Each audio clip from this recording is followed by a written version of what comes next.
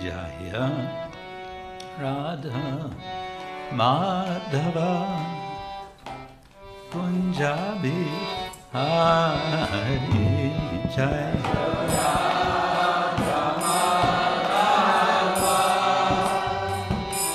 Punjabi Hari Jaya Radha Madhava Punjabi Hari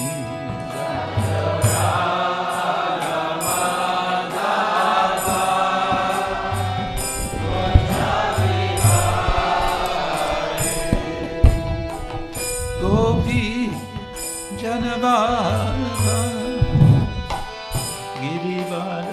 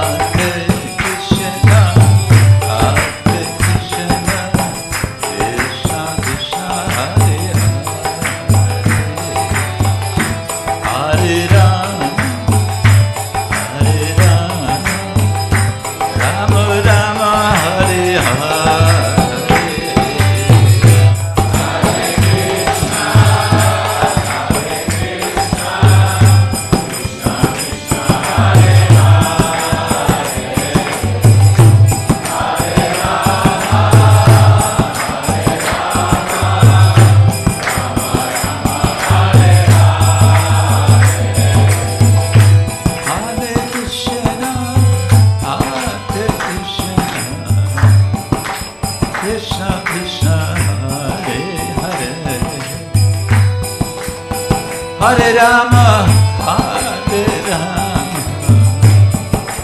rama-rama, hare-hare.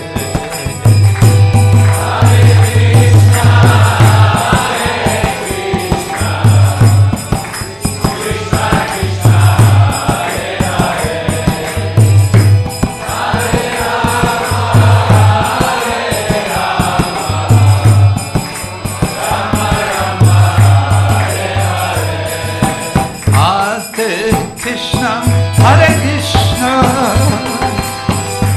Krishna Krishna, Hare-Hare. Krishna, Hare Krishna, Krishna Krishna, Hare Hare, Hare Rama, Hare-rama, Rama-rama, Hare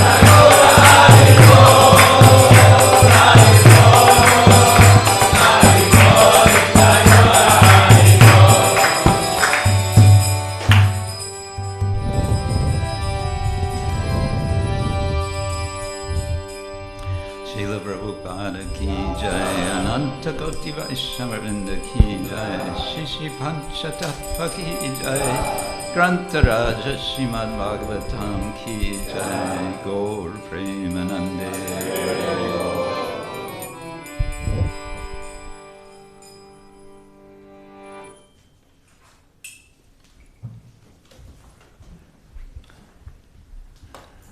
Leave this here.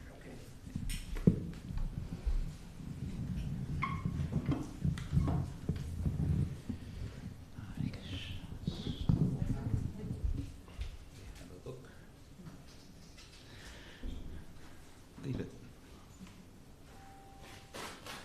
Om Jnanatimidandasya Jnananjana Shalakaya Chakshurunmilitam Yena Tasmai Shri Gurave Namaha Shri Chaitanya Manobishtam Sthapitam Yena Bhutale Swayam Rupa Kadamahyam Dadati Svapadantikam Vandeham Shri Guru Shri Guru Parakamalam Shri Gurun Vaishnavam Scha Shri Rupam Sagrajatam Sahagana Raghunatam Vitam Tam Sajivam Sadvaitam Savanutam Parijana Sahitam Krishna Chaitanya Devam Shri Radha Krishna Padam Sahagana Lalita Shri Vishakam Vitam Scha Nama Om Vishnu Padaya Krishna Prestaya Bhutale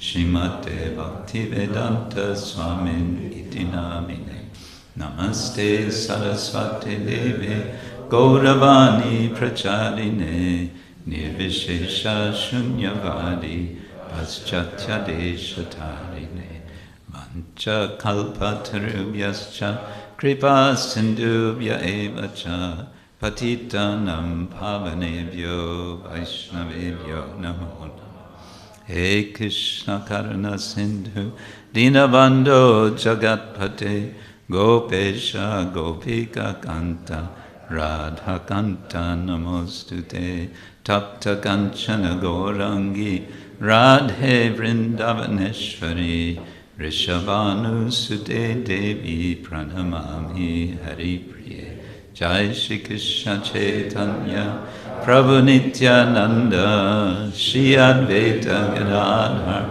Shivasari Gaura Bhaktavinda Hare Krishna Krishna Krishna Hare Hare Hare Rama Rama Rama Hare Hare Hare Krishna Krishna Krishna Hare Hare Hare Rama Rama Rama Hare Hare.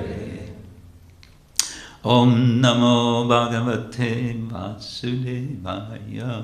Om Namo Bhagavate Vasudevaya. Om Namo Bhagavate Vasudevaya. Om Namo Bhagavate Vasudevaya. Om Namo Bhagavate Vasudevaya. Om Namo Bhagavate Vasudevaya. Narayanam Namaskritya Naram Chaiva Narottamam Deving Saraswating Vyasa Tato Jayamudirayet Nashta Praeshvabhadreshu Nityam Bhagavata Sevaya Bhagavati Uttama Shloke Bhakti Bhavati Naistiki. Good morning, everyone. Today we're reading from Srimad Bhagavatam. And I believe we're reading from 9th canto. And this is chapter 6. And it's verse number 9. Verse number 9, okay. This chapter is called The Downfall of Sobari Muni. But the subject of today's verse is not yet Sobari Muni. Rather, it's about a certain Vikukshi who is a son of King Ikshvaku, who is a son of Manu. It's one of many what I would call curious stories in the 9th canto. The 9th canto especially seems to have curious stories or accounts. All right, let's chant. Yatva putrasya tat karma. Yatva putrasya tat karma. Yatva putrasya tat karma. Yatva putrasya tat karma. Guruna bihitam nripa. Guruna vihitam nripa. Guruna bihitam nripa. Guruna vihitam nripa. Deshan nisarayam asa. Deshan nisarayam asa. Deshan nisarayam asa. Deshan nisarayam asa. Sutang tyakta vidhing rusha. Suttam tyakta vidim rusha. Sutang tyakta vidhing rusha. Suttam tyakta vidim rusha. Yatva putrasya tat karma. Yatva putrasya tat karma. Guruna bihitam nripa. Guruna vihitam nripa. Deshan nisarayanasa. Deshan nisarayam asa. Sutang tyakta vidhing rusha. Suttam tyakta vidim rusha.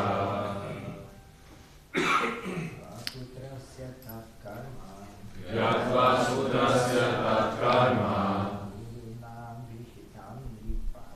Guruna vihitam nripa. Deshan nisarayam asa. Suttam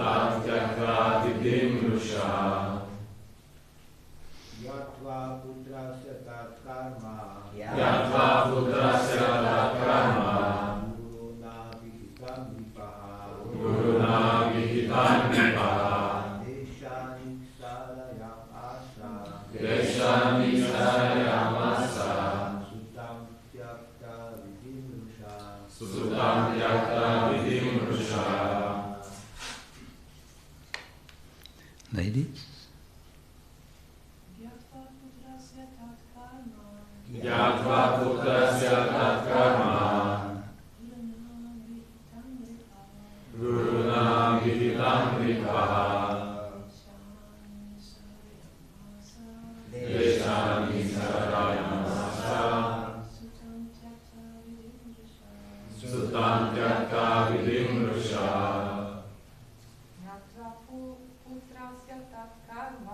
Gyatva putrasya tat karma. Guruna vihitam vipaha. Deshani sarayamasa. Sutam tyakta vidimrusha. Sophia?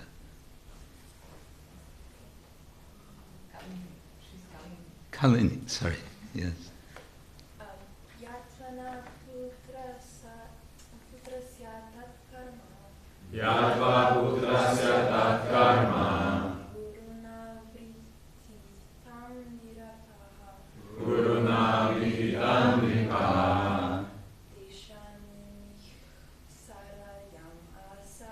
Deshani sarayamasa. Sutam tyakta vidimrusha. Sutam tyakta vidimrusha. Very good. Okay, what's it mean?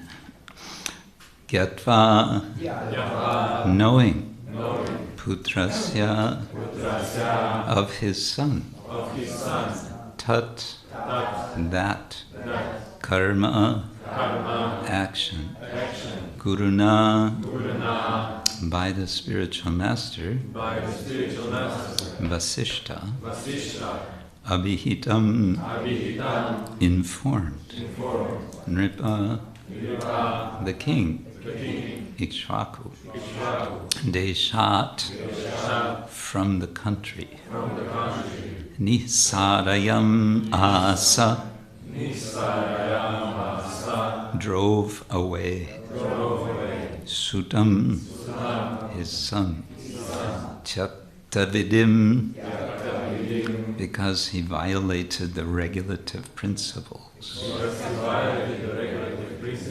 Rusha, out of anger. Translation, and there's no purport. Translation by His Divine Grace, A.C. Bhaktivedanta Swami Srila Prabhupada Ki Jai.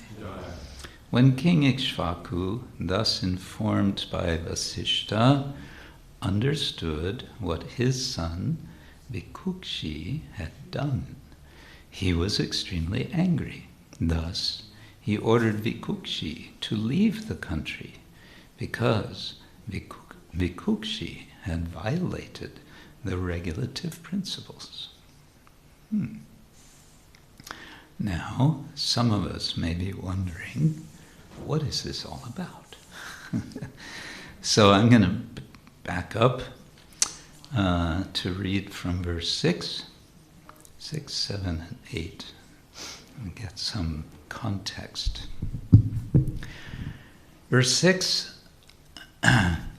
during the months of January, February, and March, oblations offered to the forefathers are called Ashtaka Shraddha.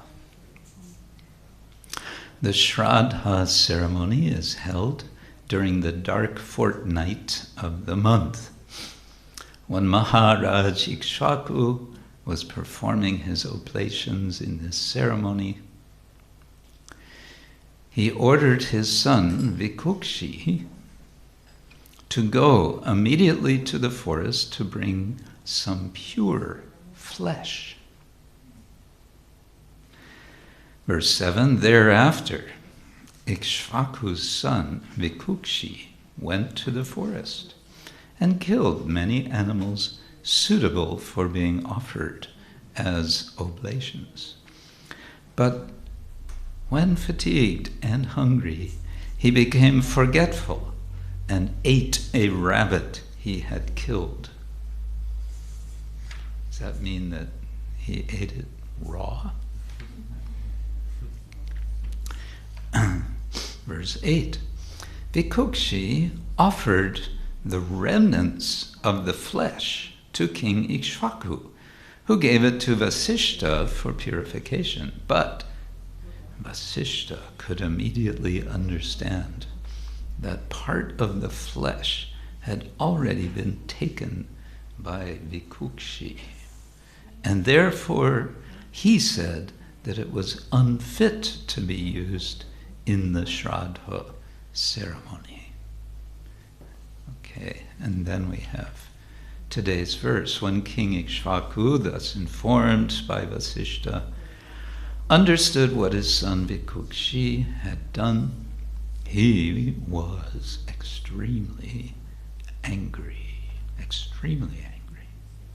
Thus he ordered Vikukshi to leave the country because Vikukshi had violated the regulative principles. And that's the story of Vikukshi. The 9th canto of Bhagavatam is, of course, the final canto prior to the 10th canto, and so we're getting the sort of final accounts within the greater section of the Manus, because we're getting essentially the story of one day in the life of Lord Brahma. And within that day there are so many Manus, and those Manus are being described beginning with Canto 4 and going through Canto 9. And then there are various personages who appear from or in relation to the Manus, and we hear more expanded accounts of them when there is some relationship to the Lord or the devotees of the Lord, or if that person is a devotee of the Lord. So Bhagavatas and Bhagavan, this is the subject of the Bhagavatam. And then sometimes we get such a interlude, a little story in between, such as this, where we may ask, what is the point? And I can only say the point, one point can be that following regulative principles can be very important.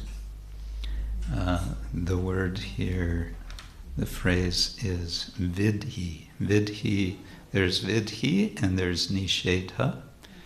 There's what's to be done and there's what's not to be done. And in this verse it says tyakta vidhi, having given up the regulations. This made the father of Vikukshi angry. This whole subject, the subject of sacrifice and sacrificing animals and killing animals is, we find it sort of coming to the surface at times in the Bhagavatam, where it's recognized as it's something which can be done if it's done properly according to vidhi. But even if it's done according to vidhi, according to rules, it can be dangerous. And that's one of the lessons in the 4th canto to King Prachinavarhishat, when Narada is speaking to him. you've been doing all these rituals which involve animal sacrifice, and you've really lost the plot, we say in English. You think you're being very religious, but what are you actually doing? You're just killing lots of animals. Some of the specifications for some of these animal sacrifices involve quite a lot of animals. And we may wonder, why kill animals in a sacrifice? Why? And the answer is, there's no real answer. One answer we get is that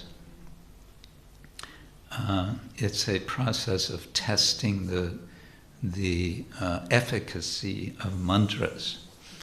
And since there's no one able to chant those mantras properly today, the animals that are supposed to be, through that process, brought back to life, there's no one able to do that. Therefore, in this age, it is forbidden to do these sacrifices. But still, we may wonder why this animal sacrifice. And I'm myself wondering here, this is quite unusual. It's describing killing animals in the forest and then bringing them for sacrifice. I've never heard of this before. The normal process is that a live animal is brought and is killed at the place of sacrifice, not within the specific, the shala, the actual arena of the yajna, but just outside. And it's not wild animals that would be killed, rather it's domestic animals. There's two kinds of animals. There's mriga and there's pashu. Mriga often means deer, but more generally it means animals of the forest. We get the word marga from mriga. They're running through the forest. And pashu is an animal that is tied. It is tied around the neck. It's held, it's kept. That's a pashu. So, for example, goats. Goats are offered in sacrifice. All of this, we can say, is a kind of dark side. I would say a dark side of Vedic tradition in the broadest sense. Dark in the sense that it's not something we're interested in. We understand that sacrifice has a higher purpose, and that purpose is pleasing the Supreme Personality of Godhead. Yagyartat karmano nyatra lokoyam karma bandhana. Tadartam karma konteya mukta sangha samachara. If yagya is done properly, samachara, then it's pleasing to the Lord, and if not, it's binding.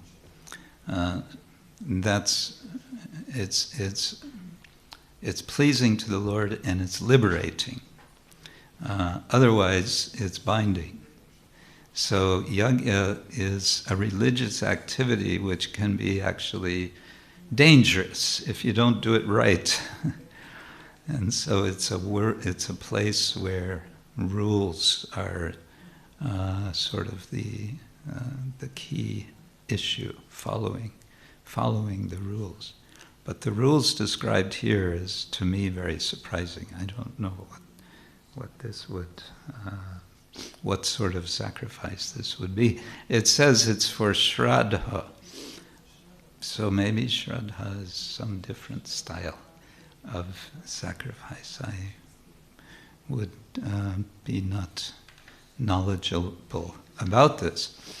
Having said all that, we can take the word guruna, which is the instrumental by the guru, and we can take it as a prompt for remembering that today is Guru Purnima.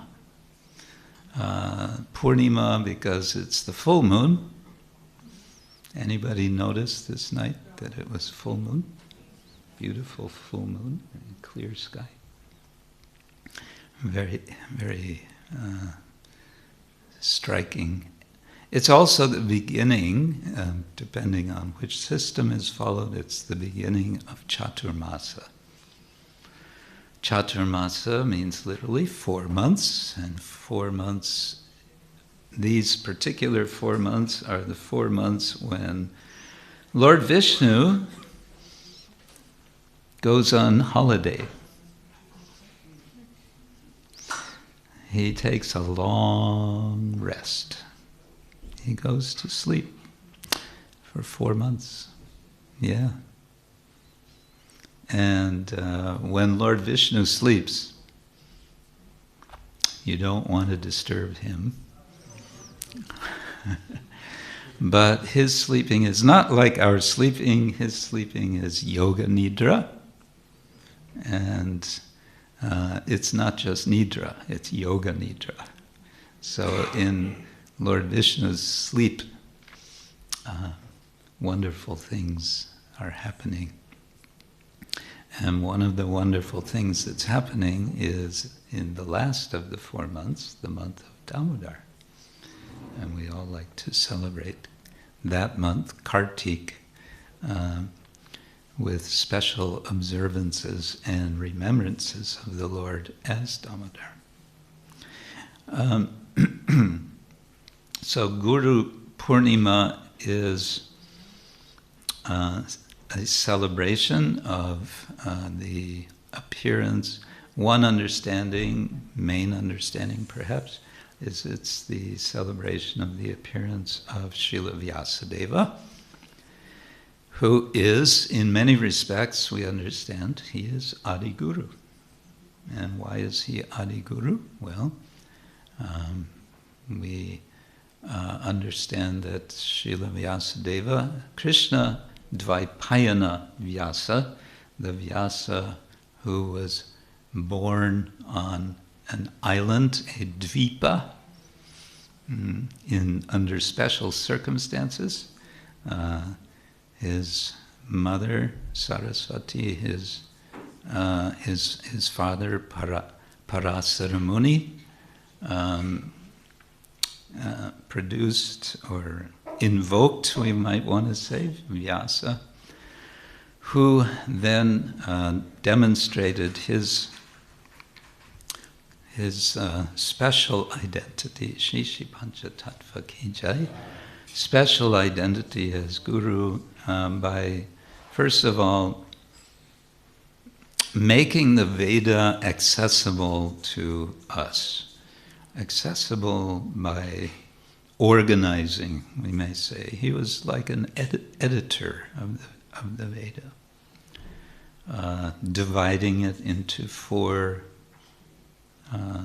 samhitas, Rig, Sama, Yajur, Atharva, assigning each of these 4 Vedas to 4 different sages, and then compiling the Mahabharata, and then feeling very dissatisfied, and that is what is described in chapter 4 of the first canto of the Bhagavatam, as the explanation of how it came about that the Bhagavatam was written or was compiled.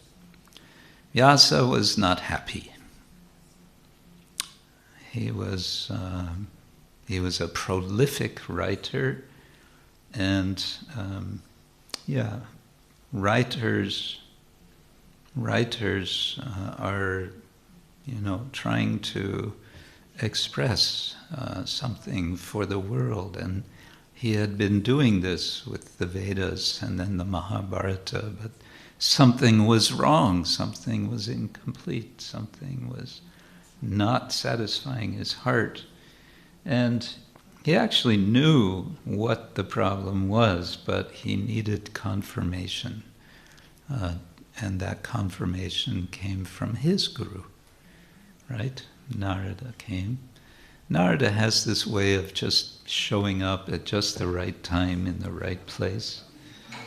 Whenever there's an issue, then bing, there's Narada. You may wonder sometimes, why doesn't Narada just show up when I'm desperate, need of guidance? Well, maybe he is showing up, but maybe you're not recognizing him. In any case, Narada appears and confirms. He confirms what Vyasa had suspected, which was that he had essentially missed the point. He had been writing so much about the Purusharthas, Dharma, Artha, Kama, and Moksha. And that was all not a bad thing, really, but then again, not really helpful for the purpose of human life. And so he was, in a sense, scolded by Narada. Narada scolded him. You've done all of this, but what's the point? You've missed the point. The point is to glorify the Lord. And so he sends him to fulfill that task, for which first Srila Vyasadeva sits down and meditates. And Sutta Goswami then describes for us what Vyasa realized in his meditation. Let's see if I can remember. Bhakti-yogena manasi samyak pranihite amale apashyat purusham purnam mayam chatat apashrayam. First of all, he saw the Lord, purnam, purusham purnam. He saw the complete Lord. And at the same time, he saw Maya. He saw the Lord, and he saw the Lord's illusory energy. Then, yaya samohito nita. Okay, now I'm going to have to take help. I know this verse, but it's just in the back of my mind. Here it is. Yaya samohito jiva, of course.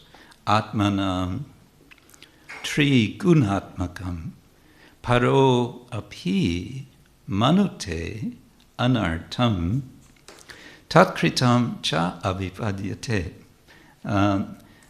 Vyasadeva also saw that there's the jiva, and the jiva has a problem. That's us. And what is the problem? The problem is that we come under the influence of Maya. And so, para api, although we are superior, para, we are of superior energy, manute, we think otherwise. What do we think? We think atmanam trigunatmakam, we identify with this material energy of three qualities, trigunas. And therefore we suffer. Tat kritam, having done this, having thought in this way, then avipadyate, we become overwhelmed and we suffer.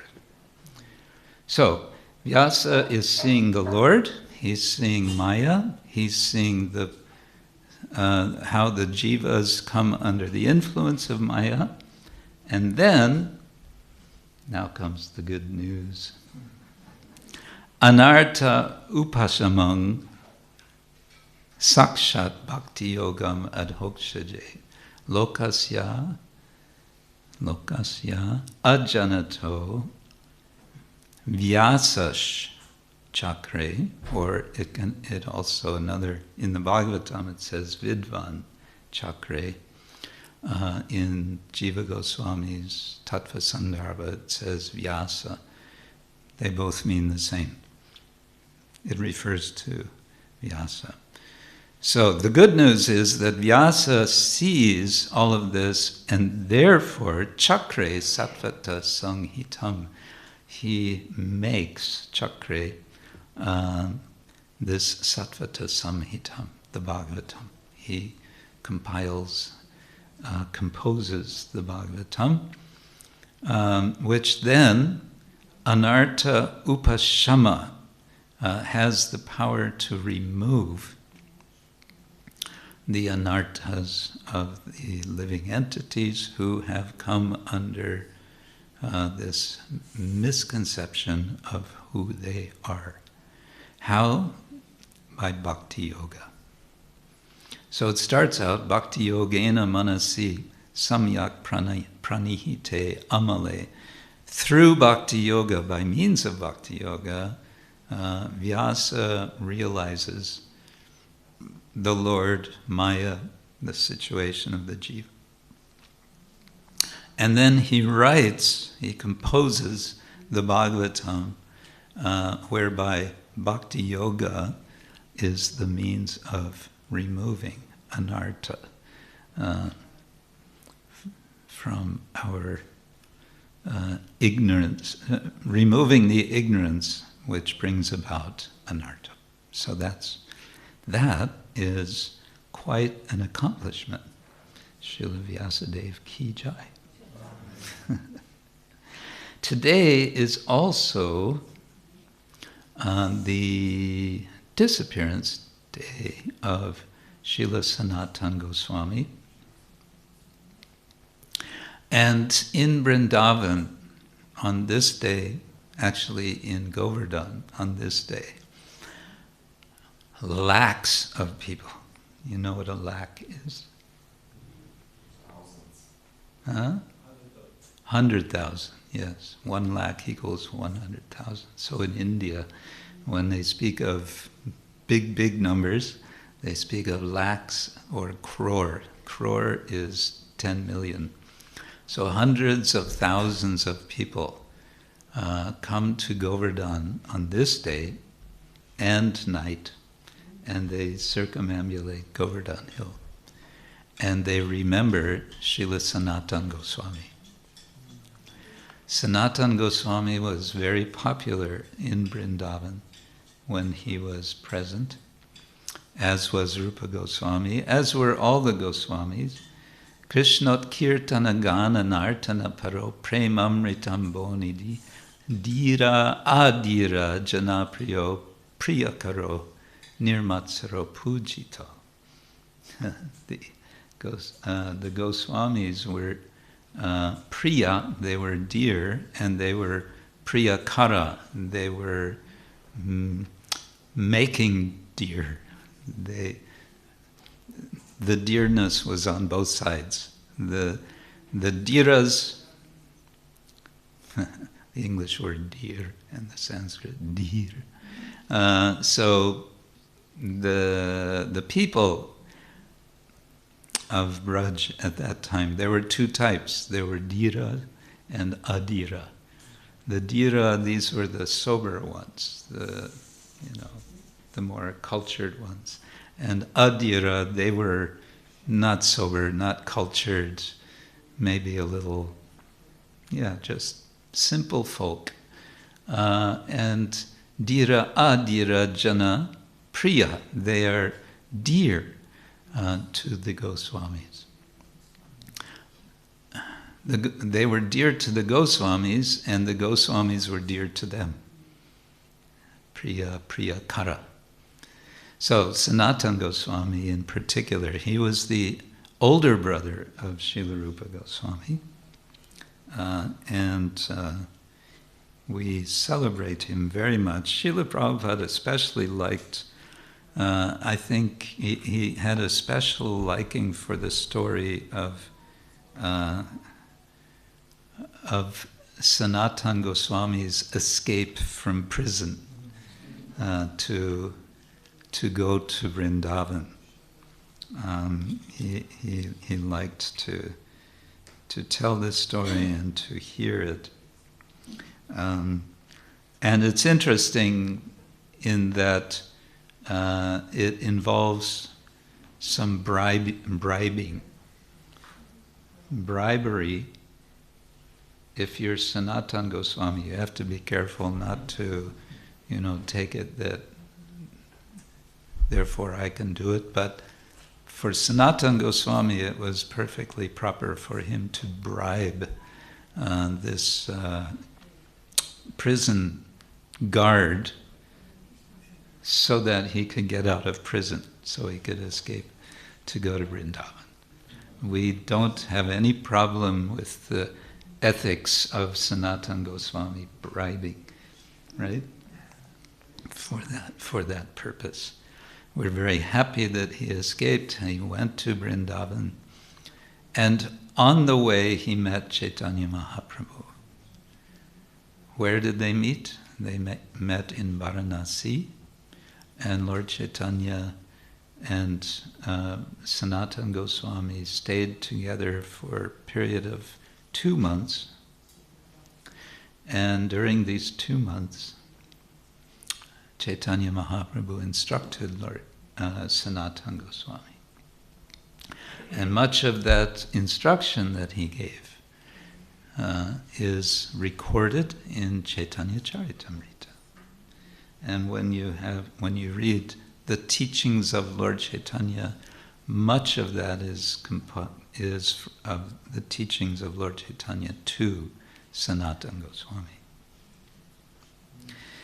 Sanatana Goswami went after this to Vrindavan, and he stayed for approximately 1 year only. And during that 1 year, he was feeling separation from Lord Chaitanya. So much so that after a year, he decided, I can't take it anymore. He left Vrindavan and he walked all the way to Puri. And that's about 1,600 kilometers. What's the length of Slovenia from Piran to Maribor or Tui or whatever? How far is that?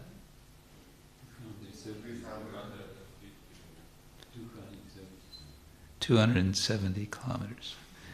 Okay, so multiply that by, 7 or something. And that's the distance that Sanatana Goswami walked. Of course, Lord Chaitanya had walked from Puri to Vrindavan prior to that.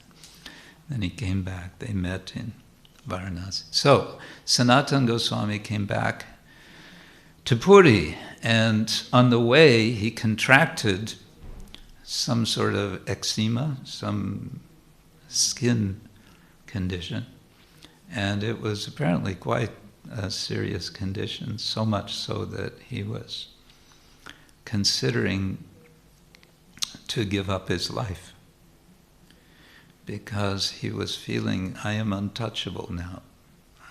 I'm just, my whole life is just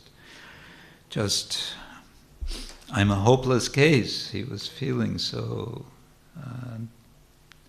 distraught.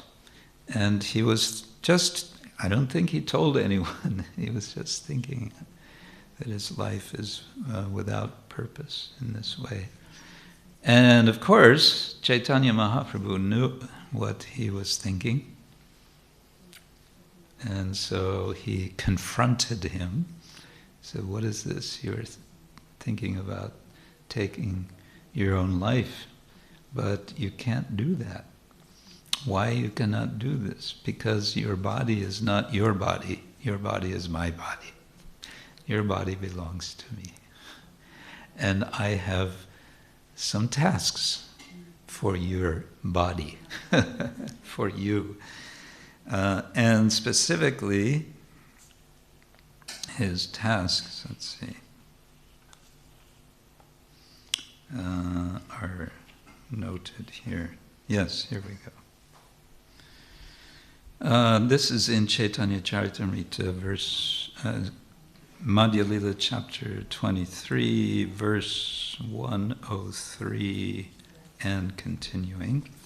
Lupta tirtha udharana bhakti shastra pracharana vrindavana krishna seva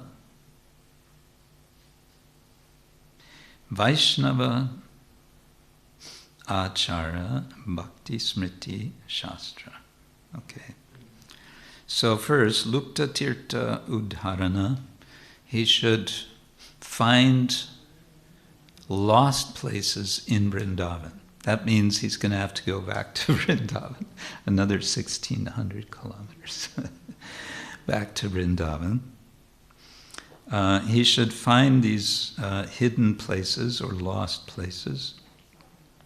Bhakti Shastra Pracharana, he should preach Bhakti Shastra.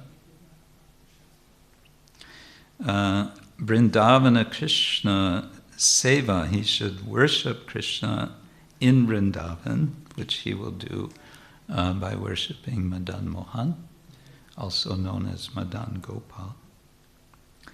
And Vaishnava Achar Bhakti Smriti Shastra, he should compose Shastra, which is Vaishnava Achar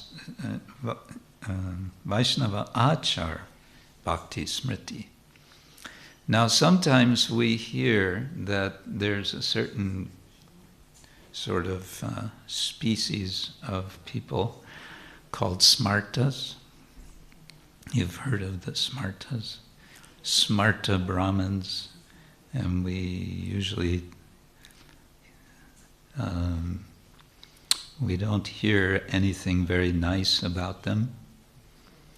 Well, a smarta is simply a person who follows smriti.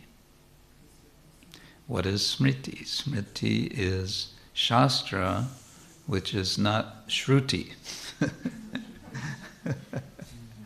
And what is shruti? Shruti is that which is heard, literally, refers to the four Vedas, the Upanishads, and a few other texts, and then everything else, the Mahabharata, the Bhagavatam, the Puranas, some Dharma Shastras, they're called smriti. So, someone who follows those is a smarta, but more technically it's someone who follows smriti, which is giving vidhi, or regulations, how to follow or how to worship 5 deities. So that practice we're not interested in, but the point I want to make is that we follow smriti, but which smriti we follow? Vaishnava Smriti, and that means only worship of Vishnu. And that Vaishnava Smriti is particularly for Vaishnavas composed by Sanatana Goswami. And what is the text that he wrote? It's called the Hari Bhakti Vilasa. And the Hari Bhakti Vilasa is a big compendium, it's a big book, it's been translated, but now it's being translated for the first time in a critical edition by one devotee in Finland. He's working on a critical edition with commentary, Brigupada Prabhu. It's going to be a first-class translation with commentary based on 100 manuscripts. That's what a critical edition is, because the manuscripts will have variations. Now I'm getting off on a rather detail, and it's getting late. So maybe I should end here. But I wanted to say one more thing which came to my mind this morning about the function of Guru, since today is Guru Purnima. And what came to my mind as a possible interesting and useful analogy for the function of the Guru comes from chemistry. Chemistry? Yes, chemistry. What is the analogy? Have you heard of catalysis? You know what is... So catalysis is what happens when you have a chemical which is called a catalyst. And what does a catalyst do? If you have some chemical solution and you want to make some transformation of that, you can add a catalyst, and that catalyst will make a chemical reaction take place very quickly. That is a catalyst. A catalyst makes a change in the chemical combination. So why do I want to compare this to function of the Guru? This is one way of understanding what Guru does. Guru changes, is an agent for changing our heart. Right? We're looking for a change in heart such that we can connect yoga with Yogeshvara, the Supreme Lord. So the Lord is there, He's in the heart, and we are there, the jiva, but getting that connection, how does that happen? That happens with the Guru. Jai. Hare Krishna. So that's my little analogy for the morning. It's a process of catalysis. And how does that happen? It happens by hearing. We hear from and we follow the vidhi of the Guru, and we also respect the nishedha. Smartavya satatam vishnur vismartavyo najatuchit. Sarve vidhi nishedha syur etayor eva kinkara. Basically, Guru is telling us two things. Always remember Vishnu and never forget Vishnu. Those are the two rules. Okay, I got that. Thanks very much. Hare Krishna. No need for Guru now, because I heard that. No, that won't work either. Okay, sorry for going on so long. I know we have a schedule. I wish you all the best for Guru Purnima today. Let your day be purna. Let it be complete by always remembering the Lord and never forgetting Him. Is that all right? Shri Shri Pancha Tattva Ki Jai. Hare Krishna.